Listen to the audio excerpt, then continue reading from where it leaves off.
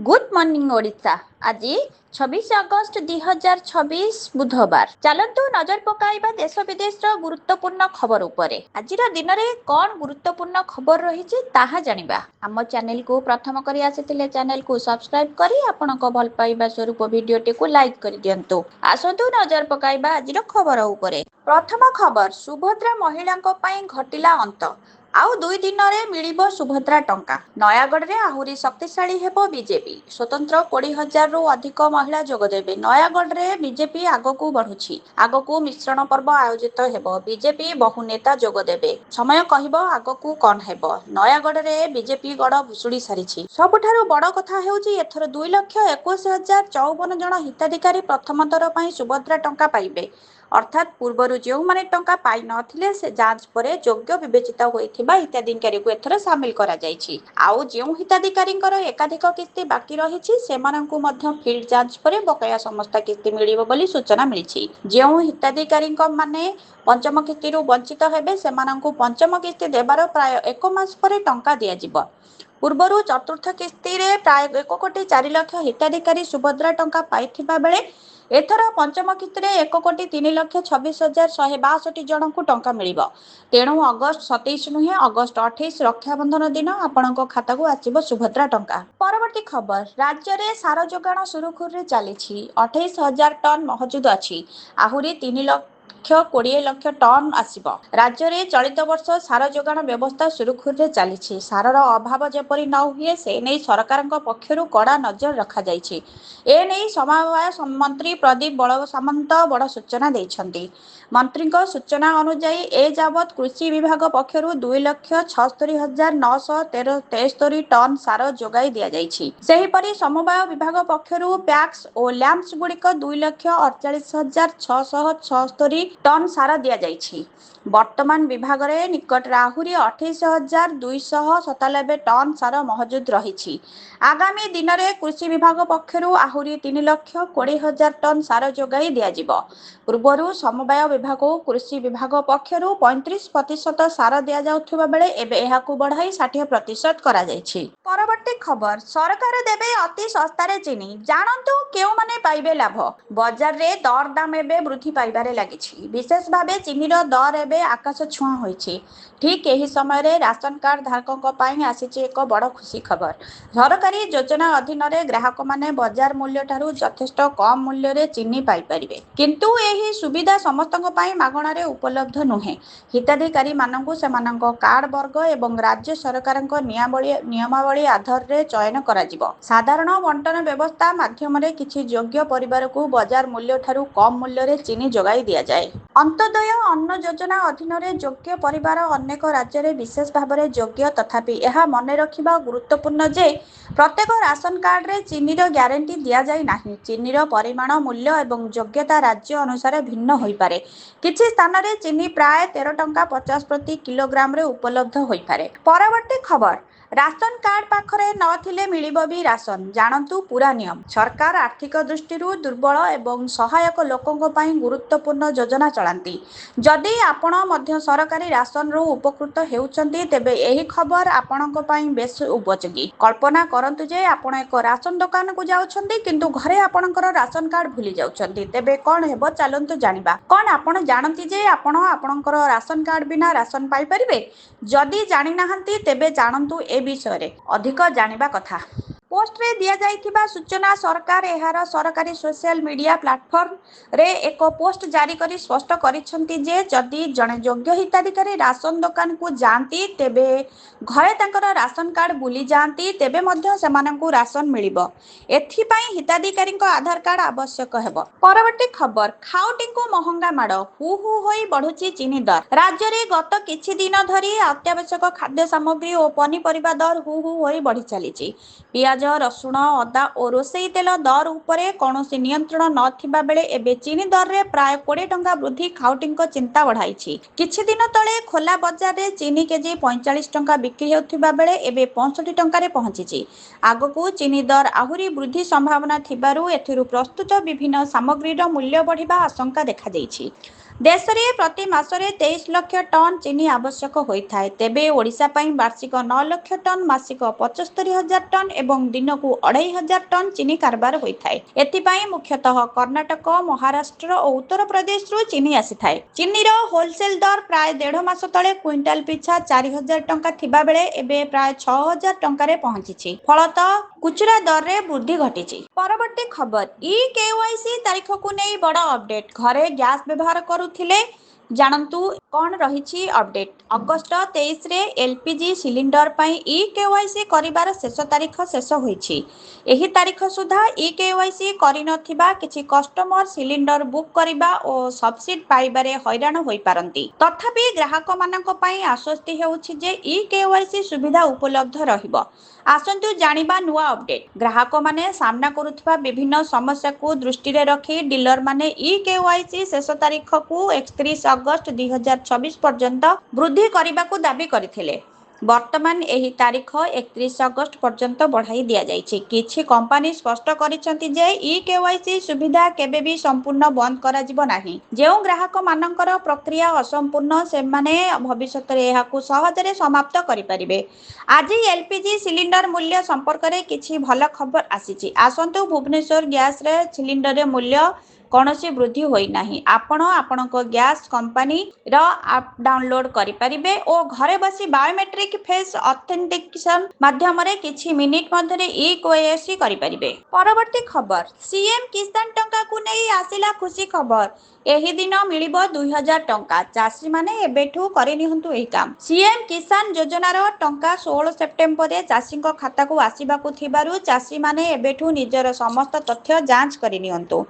जो चाषींकर आवेदन बैंक खाता, आधार लिंक, जमी रेकर्ड किंबा अन्य कौनसी तथ्य रे समस्या रही सेमाने शीघ्र एहाकू सुधारी नियंतु। विशेष करी जो चाषी माने ए पर्यंत केवाईसी करि नाहंती सेमाने विलंब न करी तुरंत केवाईसी संपूर्ण करंतु। केवाईसी किंबा आवश्यक तथ्य अपडेट नथिले टंका पाइबारे समस्या होई पारे। तेणु 16 सेप्टेम्बर पूर्वरु निजर समस्त तथ्य ठीक अछि कि नाही जांच करंतु।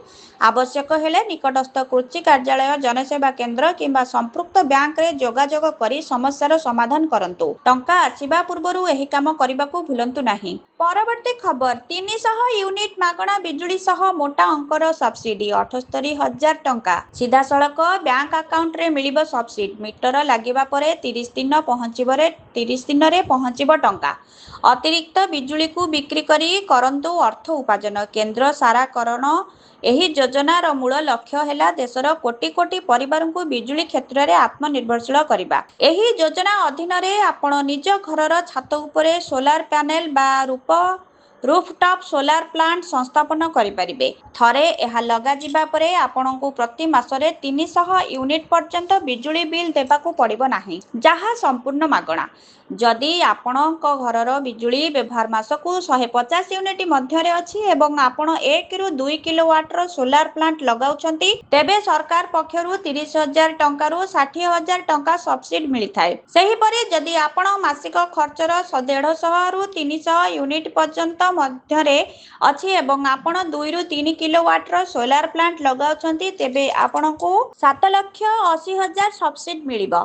एही टंका सीधा सड़क आपणको बैंक अकाउंट रे जमा होइथाय। प्रथमे आपणको pmsuryaghar.government.in को जिबाको पड़िबो। सेठारे आपणको राज्य बिजुली बंटन जारी कंपनी आपणको बिजुली ग्राहक नंबर देकी पंजीकरण करि परिबे। रूफटॉप सोलार पई आवेदन करि परिबे। परवर्ती खबर गाड़ी मालिकन को बड़ झटका। डॉक्यूमेंट 2 वर्ष नवीकरण न कले आपण छाए आरसी बातिल। कबाड़िया को चली जिवो गाड़ी। परिवहन विभाग पक्षरु गोटिए परे गोटिए कटकणा गाड़ी मालिकन को ऊपर लदी दिया जाउछि।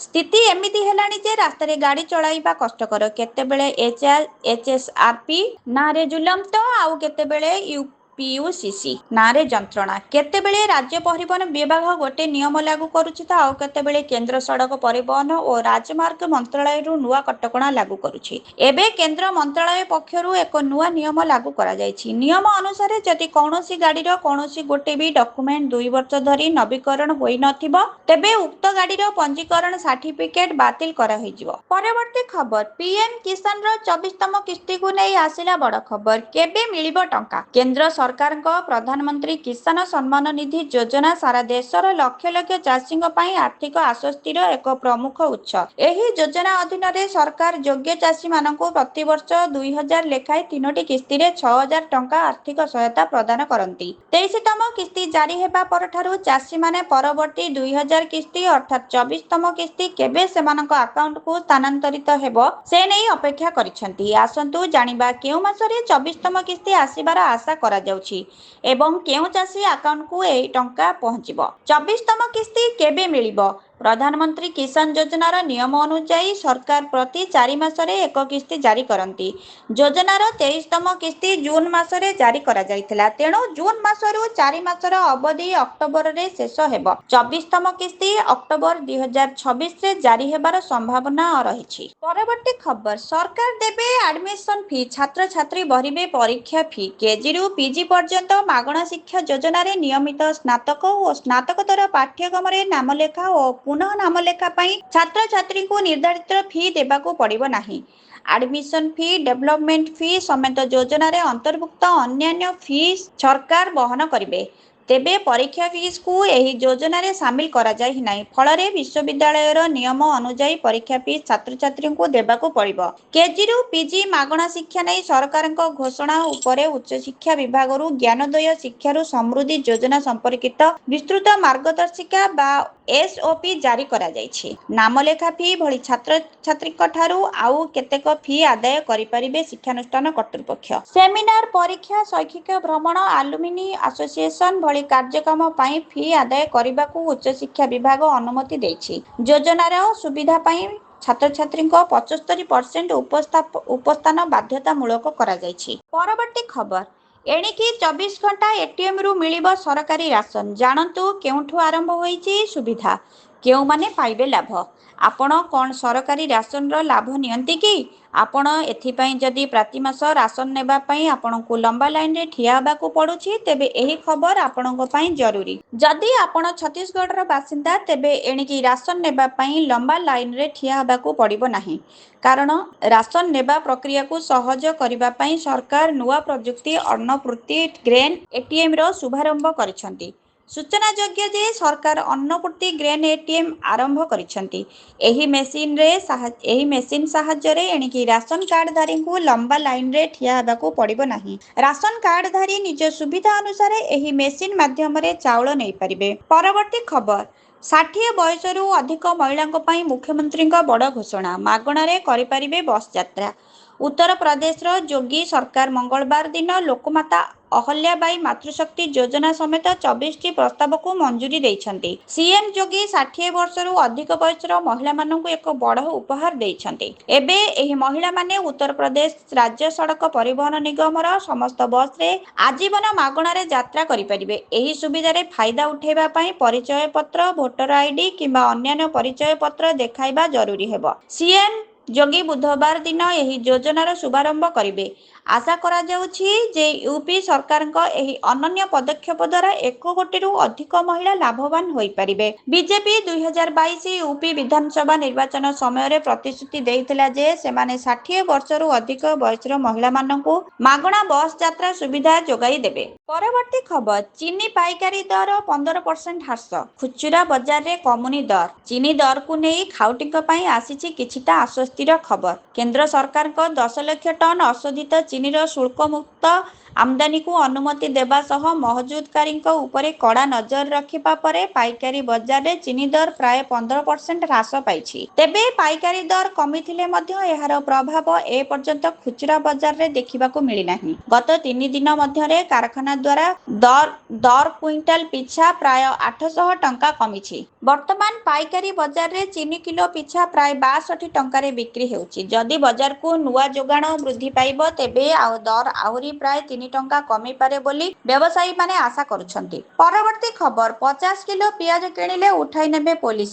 जानतु कौन अच्छी नियम। सारा देश में पियाज दर रे द्रुत वृद्धि देखा मिली। मात्र गोटे सप्ताह मध्य पियाज दर प्राय 17% बढ़ी। अनेक राज्य में पियाजर हाराहारी खुचुरा दर किलो पिछा 50 टंका अधिक होईछि।